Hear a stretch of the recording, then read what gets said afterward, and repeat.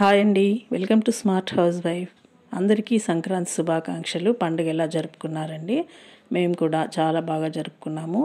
మాకు సంక్రాంతి అంటేనే పెద్ద పండుగ, ఎందుకంటే ఈరోజే మేము పెద్దలకి కొత్త బట్టలు పెట్టుకుంటాము. అందుకే మాకు ఇది పెద్ద పండుగ. సంక్రాంతి రోజు ఎర్లీ మార్నింగ్ లేసి ఇల్లంతా క్లీన్ చేసుకొని, బయట గుమ్మం అంతా క్లీన్ చేసుకొని, మామిడి తోరణాలు, పూలు, పసుపు, కుంకుమ, ముగ్గులతో అలంకరించుకుంటాము. తర్వాత మహానైవేద్యం ప్రిపేర్ చేస్తాము. వడపప్పు, పానకము, బూరెలు, గారెలు ఉల్లిపాయలు వేయకుండా చేశాను. అలాగే 4 రకాల తాలింపులు: చిక్కుడుకాయ, అరటికాయ, గుమ్మడికాయ, అవిసాకు, గట్టిపప్పు, పాయసము, వైట్ రైసు.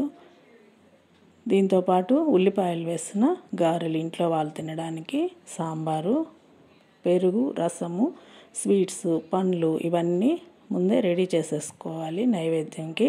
తర్వాత పూజ గదిలో అంతా అలంకరించుకొని, దేవుడి ఫోటోలు అంతా పూజ గదిలో గోడ ఉంటుంది కదా, ఆ గోడకి వాటర్తో క్లీన్ చేసేసుకుని 3 నామాలు అలాగే శివపట్టీలు 3 వేసుకొని ముందు రోజే కొత్త బట్టలు తెచ్చేసుకోవాలి. పంచ, టవలు, చీర, బ్లౌజ్ పీస్ వీటిని వాష్ చేసుకొని ఆరబెట్టేసుకొని కింద పీటలు వేసుకొని వీటిని పెట్టేసుకోవాలి.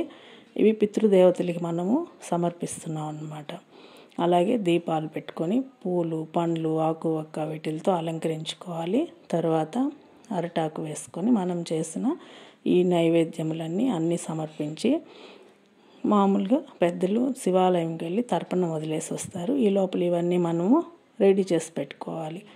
తర్వాత తర్పణం వదిలేసి వచ్చిన తర్వాత ఇంట్లో పెద్దలు, పిల్లలు అందరూ హారతులు ఇచ్చి, ధూపం, దీపం ఇవన్నీ హారతులు ఇచ్చేసి, సాంబ్రాణితో అలాగే కర్పూరం హారతులు ఇచ్చి కొబ్బరికాయ కొడతాము.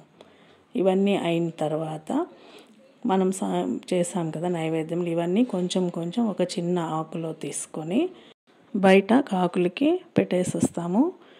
పితృదేవతలు కాకుల రూపంలో తిరుగుతుంటారంటారు కదా. తర్వాత ఇంట్లో వాళ్ళందరూ కలిసి భోంచేస్తాము. భోంచేసి పెద్దల ఆశీర్వాదాలు తీసుకుంటాము. ప్రతి సంవత్సరం మేము సంక్రాంతి ఇలా సెలబ్రేట్ చేసుకుంటాము. మీరు సంక్రాంతి ఎలా సెలబ్రేట్ చేసుకుంటారో కామెంట్ సెక్షన్లో తెలియజేయండి. Thank you for watching.